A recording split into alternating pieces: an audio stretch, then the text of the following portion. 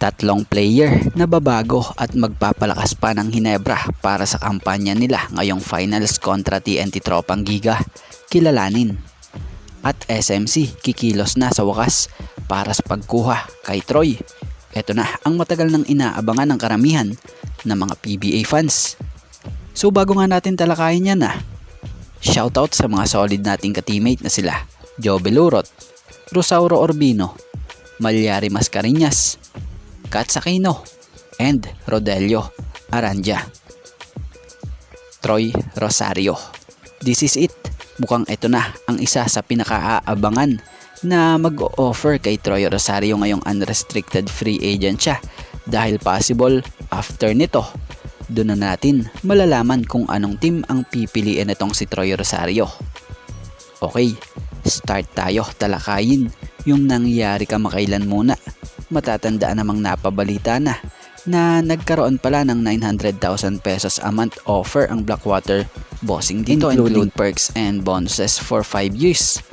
At bukod dyan, isa din pala sa nag-offer pa kay Troy Rosario ay ang dating team na pinaglaruan niya na TNT Tropang Giga. Bagamat nakapag-usap pero magpahanggang ngayon wala pa ring nilalabas na ang kampo ni Troy kung nakapili na ba ito ng team. At isa pa, itong gumulat sa lahat matapos kamakailan lang lumabas ang balitang maging Converge pala ay kumilos na rin para subukang alokin si Troy Rosario para sa spot sa Converge na kung sa ay ayon nga raw po dito sa nabasa natin or nabalitaan natin per multiple sources. The Fiberxers, unbridled in their desire to win championship, place Troy's value at 950,000 pesos a month including bonuses for 5 years. At neto lang biglang lumabas ang pinaka-latest na balita mula sa Spin.ph by Sir Homer Sison, credit po, na kung sa ay batay sa update dito. Next week nga raw nakatakdang makikipag-meeting etong si Troy sa SMC bosses. So speaking of SMC teams, matunog nga ang team ng Hinebra una pa lang dahil sa kakulangan ng kanilang frontline na kung sa ay kailangan na rin talaga ni Japet ng makakatuwang dahil hindi na bumabata itong si Japet na siyang 38 or na siyang pa 38 years old na or 38 years old na. Tapos yung ibang big man ng Hinebra injury pa. Bukod sa Hinebra, isa pa ang SMB sa matunog na balita na kung sa ay kung makukuha to ng SMB inaasahang makakapag-complement ito para makakuha muli ng kampyonato ang SMB makatuwang nitong si Junmar Fajardo. So yun lang naman kung sakali.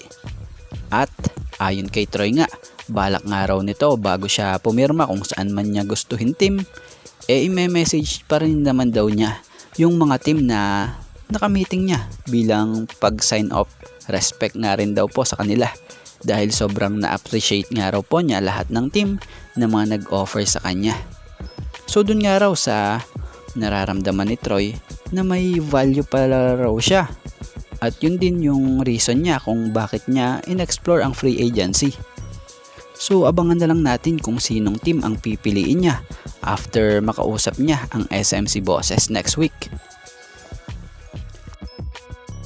At about naman dito sa kampo ng Barangay Hinebra. Ngayong nasa finals na ang Barangay Hinebra, hindi biro itong team na makakabangga nila. Ito lang naman yung team na umagaw noon sa koronang mas unang pinanghawakan nila kasama ang resident import nila na si Justin Brownlee. Speaking of Justin Brownlee, desidido na muling mapa-champion ni JB ang Hinebra. At syempre, hindi yan magagawa ni JB kung hindi nga rin po aasahan niya ang tulong ng mga teammates niya. Dahil kilala naman natin ang import na to hindi buhakaw kundi team player. Yun bang pass first at may pagka all around. Kaya naman sa Hinebra, may tatlo nga rin po ditong gwardiya pala na ika nga game changer player na isa na inaasahang makapagpapahirap din sa TNT. Ito nga ay sila Scotty Thompson, RJ Barrientos, and Stephen Holt. So si Scotty Thompson noon pa man maaasahan at naaasahan niya ng Hinebra lalo na sa mga crucial game at talaga namang subok na siya sa lahat ng Hinebra o sa lahat ng pinagdaanan ng Hinebra. para nga po sa kanilang mga laban or naging laban. Kaya naman mula kay Scottie Thompson nakatanggap nga po ng papuri itong sila RJ Abarientos and Stephen Holt na siya nga pong malaking tulong at nakapagbigay boost nga rin raw po ngayong conference na to sa Barangay Ginebra. Ayon nga sa naging pahayag ni Scottie, very big addition nga raw ito sa kanila. They are one of the keys na nakuha nila itong panalong to matapos pataubin ang SMB sa semis. Inamin pa nga ni Scottie Thompson na ito nga raw si RJ ay talaga namang parang veterano na kung maglaro. We all know yung experience niya sa international. Si Stephen Holt naman nga raw ay he is a winner talaga. He will do everything kahit man nga raw ano yan. Kahit ano nga raw ipagawa rito, hindi raw ito nagrereklamo. Talagang winning mentality. Kaya naman, ang ganda nga raw ng pagkakadating nitong si Stephen Holt sa Ginebra, especially nga raw, import stopper pa rin nga raw po nila ito.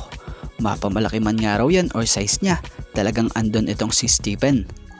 Kaya naman asahan nga ngayong finals na mas ibang Ginebra nga raw po ang ating makikita dahil big boost sa bawat isa yung tiwala na nabuild nga nila kahit na karamihan dito babago pa lang na nagsisimula sa team ng Ginebra. So asahan na magiging umaatikabo itong laban ng Ginebra na gutom sa kampyonato kontra dito sa defending champion na Tropang Giga. So yan nga sa ngayon mga ka-teammate, ito nga lang po muna ang ating sports pasada, and thank you for watching guys and God bless everyone. Shoutout sa mga solid nating ka-teammate na sila Joe Belurot,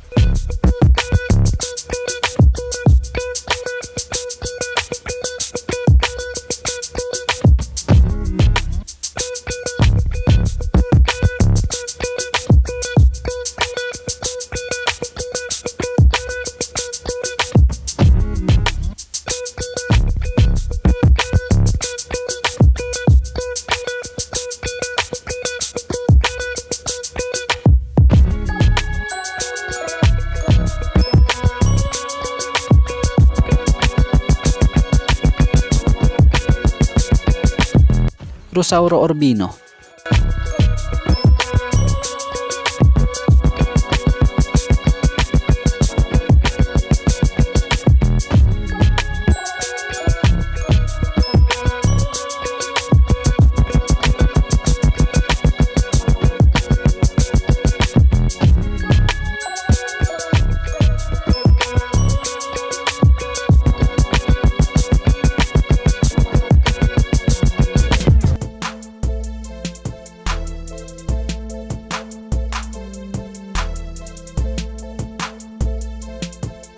Malyari Mascareñas,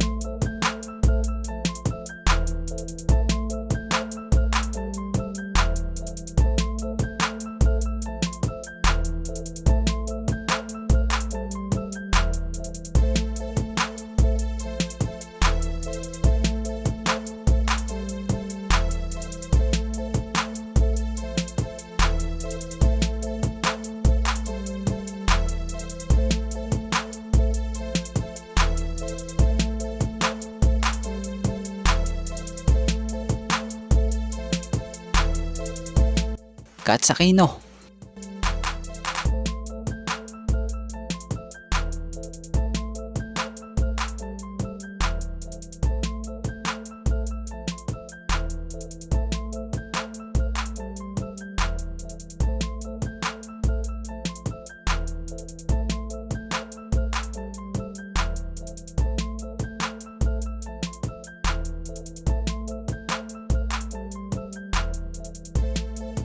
and Rodelio Aranja.